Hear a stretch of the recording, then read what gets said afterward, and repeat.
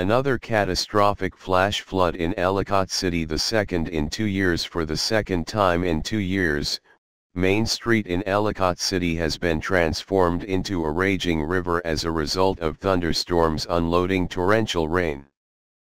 The National Weather Service issued a flash flood emergency for the city at 4:40 p.m. Sunday and reported water rescues underway.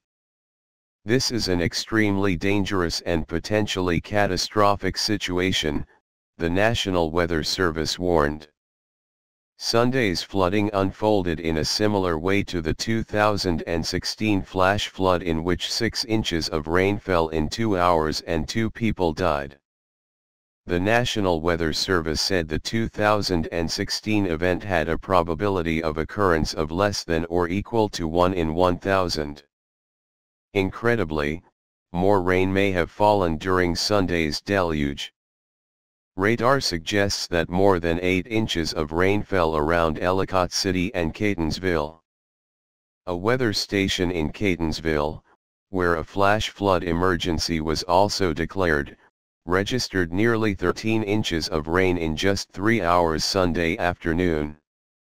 The flash flood emergency in Ellicott City was originally in effect until 7:30 p.m., but was extended to 10:30 p.m. Another emergency warning was issued for locations along the Patapsco River in Anne Arundel, Howard, and Baltimore counties around 6 p.m., where gauge reports indicated that a major flash flood was occurring. By 10 p.m., radar showed the thunderstorms had finally died off. As the torrent engulfed Ellicott City early Sunday evening, officials urged anyone in the area seek higher ground and not to drive on flooded roads.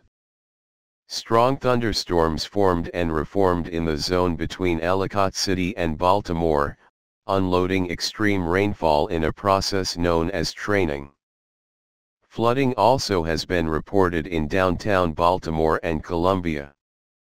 Atmospheric moisture levels near record high levels fueled the